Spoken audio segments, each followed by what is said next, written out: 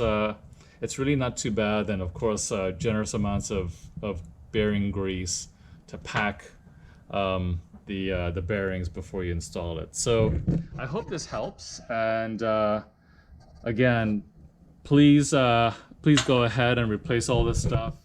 I know it's a bit expensive when you start adding up the parts, but really, if you really want to keep the car maintained well and driving well, it's just something that you need to do, and really you will feel a difference. And it's good to know that all these new parts have gone in and the 30-plus-year-old parts are coming out. So hope this helps, and I'll shoot another video. Here are my wheels ready to go on.